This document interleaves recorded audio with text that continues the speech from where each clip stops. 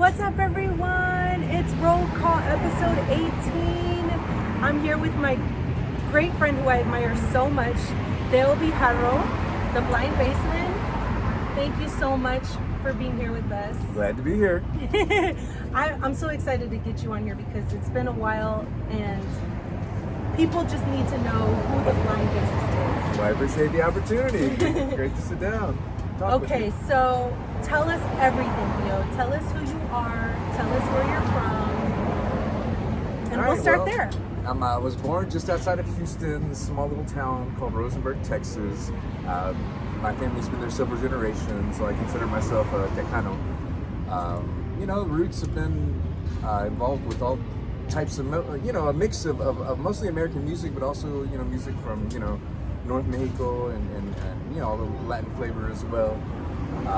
So been loving music as long as I can remember. Some of my earliest memories, my tia had this little xylophone, little toy xylophone, and she taught me how to play Hot Cross Buns. And before the end of the afternoon, I was already playing. I picked out how to play Yankee Doodle Dandy and any little melody I could hear. So little Theo. That was always been. I was kind of a quirky kid. Kind of a little bit rebellious, but always inquisitive. So why? I always had to know why. I wouldn't do anything unless I had to know why. So You're still like that. Yeah, I probably still am like that. So kind of against the trend. I never liked to follow the trends, and like I said, I was always into music. So I haven't been blind my whole life. I didn't go blind until I was 30. So most of my life, regular, normal kid, well, a little abnormal, curious side, like I said, and always interested in the arts and music, and I was the kid who I would hand my homework in math class in high school on sheet paper, manuscript paper, because I never carried regular notebook paper. Oh, how and I always had my guitar with me, kind of like Richie Valens, got inspired by that movie, definitely, back when we were kids. Oh, cool! Okay. So yeah, I always had my guitar with me. Too. Definitely. So. I'd love to hear you cover that too. No, for sure. I can hear you already. Yeah, I do several songs from the movie set. Always knew I wanted to play music from the beginning. I mean, there was a little time right after high school where I thought, I gotta settle down and get a real job. And did that for a little while, was doing the desk job thing, and, was vice president of marketing, just hated it. Couldn't stand it. So I knew I had to, I always thought if I put as much effort into my music that I do into a 9-to-5 job, I should be able to make it. And you have, you're most definitely one of the most successful bass players in Houston. Tell us some of the projects that you've been a part of.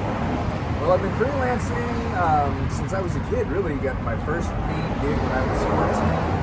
Believe it or not, I was playing at a Czech wedding. I was the only one in the room that didn't speak Czech. Rosenberg's a lot of Czech lineage as well. So they hired me and playing polkas. And when somebody handed me $100 and I was broken after that, I said, "What? I could play bass and make money." So played through in the school band. Was playing with different Ronnie Renfro big band back or early 90s. I was just a young buck, teenager. Yeah. Already playing with some of the, Perry Richards. Some of those big bands aren't around anymore, but doing, Petroleum Club, River Oaks Country Club. Playing for the rich folks is what we call it. Doing the old 40s Lindy Hop kind of stuff. Oh, cool. Okay. And I had several projects. Been a freelancer my whole career, so just been involved with a lot of different jazz projects, but also singer-songwriter projects. Yes. Some of my big first early gigs was playing 60s pop rock, doo-wop style stuff. I mostly play bass, but I also play guitar, sing backup vocals, sing lead vocals, do some piano. Went to college, and like I said, I went legally blind at age 30, and luckily I was already a lifelong musician. Yes. So the transition into being a blind person, luckily I still had something that could keep me busy. So. Yes. And I want to hear more about that because I feel like there's going to be people that want to know how you were able to do what you do now. But I have to say, notably, this guy is one of the founding players in Free Radicals, like the Free Rats. So salute you, that's what I mean when I'm like, he's been around, he's been doing his thing, he's played all kinds of bands, he freelances, he's done everything from solo, duo, trio, big band. I mean, Theo, and he's a one-man show. Like when you see him perform by himself, like he'll roll up with his amp and he'll roll up with his bass. He's got the upright bass, he's got the plug-in bass, and he sings. And I love having him, you know, when we play together, because he backs me up, and I love your voice. But okay, going back, Yeah. you're one of the founding guys in the Free Rads. Not one of the founders. I joined them actually. It was early 2000. Early 2000s. Okay. So not quite one of the founders, but the little second group. But I was the main bass player for about 14 years. That's a long time. And you're still, you know, you still do stuff. Yeah, and I with still them, do stuff with them. Yeah, on occasion. absolutely. Yeah, for sure. Back and played with Nick last weekend. A couple weekends ago. Or at Not So Well for the anniversary of Jim. I think the 35th anniversary. Yeah. Something like that. Yeah. Well, I consider you a founder. I think maybe you might be Nick's favorite bass player. But anyway, tell our viewers what it's like being blind and still like going for your dream and playing and doing it the way you do it with like such. I mean, like you are incredible. The way you play, no one could be able to tell that you are dealing with a disability. I really appreciate that. And I guess in some ways, you know, fate or however fate works out, I guess maybe I was lucky, or maybe I knew, or maybe the gods were preparing me. Because I, as a kid, down the street from me, I had an uncle, Dio Martin, who, you know, was in World War II. And he also suffered from diabetes, and he also went blind from diabetes. But he had a little candy store and a snow cone stand that he ran out of his garage. So seeing him as a kid, and he never let it slow him down. So when the doctors were telling me at 30 years old that, hey, you're losing your eyesight, there's a good chance you're gonna go blind. Of course, you know, it's tragic, but at the same time, I was never afraid. Yeah. To, you know, because getting to see him, but not just him, but also coming up playing jazz in Houston, there was this great drummer named Sebastian Whitaker. Yes. Who was also legally, or no, he's blind from birth. Wow. No, I think he went blind at like 5 or 6 months, something like that. Oh wow. Okay. And definitely, he's a Houston icon. Yeah, like Houston legend. icon. Yeah. And watching him as a kid, I would sneak into Cezanne before I was old enough to Yeah. get into the bar. And I remember, you know, we'd sit out in they had a little front entrance that let the underage jazz nerds come sit in, right? And and when he was on break, he would sit out in that little area. So I get to meet him at a really young age. And, you know, and he was only a couple years older than me. But definitely a big influence, you know, just seeing how hard he could swing. So, Yes. So there was a little discouragement when I first went blind, Right. with the music, having to kind of really, Figure out. yeah, just relearn everything. Yes. It was everything, you know, simple little things like how do you put toothpaste on your toothbrush? Yeah. That people don't think about when you Right. go blind. So you know, there was a big adjustment period. Uh-huh. But I'd say it took about 3 years of really just concentrating on just life skills Okay. and feeling comfortable with things, you know, taking the bus, walking to the grocery store, walking to the laundromat, things like that.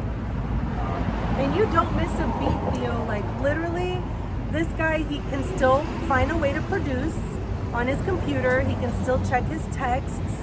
He can still Technology has come a long way. It really has, but I'm in awe of how you're able to do it, you know, because most people would just give up. They give up their dream, and you haven't. You go for it, and you learn how to modify things so that you'd be able to do it, blind or not. Yeah, I've been trying. It's it's a constant struggle, but yeah, you are doing. I mean, and he's even got a vehicle that drives him if he needs to get to the gate. I wish soon. Come on, we'll get you that Tesla. Right? Exactly. That'd be nice. Yeah. So I'm in just awe. I mean, I literally want to give you your proverbial flowers now because you are so amazing. And who else has influenced you in your life besides Sebastian Whitaker, besides your Dio Martin? Like, because I feel like you're one of these people who's like, okay, you know what? that's our challenge. We got to get through it. Come on, let's go. Chop, chop, you know? I feel like you're one of those people who, no matter what's going on, I can be in disarray, and he'll be like, it's okay. It's going to work out. It's interesting. I was an only child, and my parents separated when I was pretty young. So Okay. I guess I was pretty good at kind of taking care of myself. Yeah. And I guess my rebellious nature too, even in school. I was always kind of a smart kid. Yeah. But I was rebel against the teachers. Like, why do I have to do this homework if I already understand it? Like, so I would talk them into letting me do my own projects. Okay. Just because I couldn't stand doing Yeah. busy work and Of stuff. course. And was always curious. It's like I had great teachers in public school, believe it or not, out in Richmond, Rosenberg. But I had a great band director who was really into jazz and really he taught me music theory at a young age. Taught me how to solo. Any questions I had, he would take extra time and sit down with me. And I've had a lot of great teachers, both in college and just on the bandstand. And like I said, I started playing really young in the jazz scene, and playing with people in their 60s. Yes. And I'm this little teenager, and just soaking it up, just asking questions. And So- you do soak it up. I mean, this guy knows a lot about a lot. Like, sometimes I'll be like, Theo, what do you think about this? Like, Theo, do you have a theory for this? Like, I value your wisdom a lot. So tell us where we can find you. Like, right now, we're at 4212 Yep. Cafe, 4212 Alameda. You're here every Wednesday. Yeah, every right? Wednesday I play here with Tex Allen and the Sunshine Friends. I guess I'm one of the Cool. Sunshine Friends playing bass. It's traditional jazz, mostly originals of Tex. Y'all come out at Cafe 4212, Yes. 4212 Alameda. I also work with Karina and her band, Karina the Stall. Book us. Right. We have a project called the Cosmic Cats where we kind of do some more recognizable, more modern covers, but we jazz them up with my good friend Marcos on saxophone with that. And you so- are the founder of the Cosmic Cats. I am Just so founder of you the guys Cosmic Cats. recognize, okay? This is the man who started the Cosmic Cats. Yeah, it's my little project, and also Blind Teo Productions. You can find me on Facebook, on Instagram. You can find me as Blind Teo, K-O-T-O, Blind T-E-O. Yes. Let's see, YouTube, Blind Teo Productions. I haven't made much content there in a while, but I'll get back to that very soon. Oh my So- God, you guys have to check out Tumbleweed Christmas. It's one of my favorites. That's a great Christmas song. I mean, you guys are great songwriters, so I can't wait to hear more. I can't wait to collaborate more. Yes, definitely. And do you want to make any shout outs? Shout out to Karina for having me on her show, definitely. And I've loved working with her. We've started Shout out working to together. Leslie. Yeah, shout out to the wife, Leslie, of course. She's driving me around, or I wouldn't be able to continue to do what I do. It's definitely the hardest part about being blind is the transportation. So without Right. my wife taking me to and fro, Yes. I'd be in a pickle. Yes. Well, anyone else? Oh, my kiddos, Aw, my folks. Yes. And like I said, all of my teachers and all the musicians that have taken the time to, pass on some of their knowledge. I hope to soon be passing on that knowledge myself. Yes. And one last question I have to ask. Something just tells me to ask. If you could give starting musicians, beginning artists, any advice, what would you tell them? It depends on what you're going for. Like follow your passion. Don't let anyone tell you that it can't be done. Don't ever give up. But set realistic goals that you can accomplish. Small things like write what's in your heart. Play with musicians that are better than you and ask them questions. Always work on your craft. Do something every day to get better. Don't get discouraged, but also be versatile, be open-minded, be open-hearted. All those things are important. And learn how to talk to people, learn how to handle money, learn how to make a budget, learn how to advertise. If you love the music, that's going to come to you. You're going to follow that. But sometimes it's those other parts that artists sometimes have struggled with. So, try to be well-rounded in all aspects of the business. So, learn how to record, learn how to, if you're an instrumentalist, learn how to sing too. Learn how to play multiple instruments, learn how to, at least enough to understand and write for those instruments. So, just try to be versatile and open-minded and open-hearted, I think, is the biggest. Which you are, all that. All that, Theo Bijarro. Thank you guys so much for tuning in. I will add Theo's links So you can follow him and the Cosmic Cats, and make sure you do. And we appreciate you guys. Thank you for following. Subscribe. See you next week. Subscribe.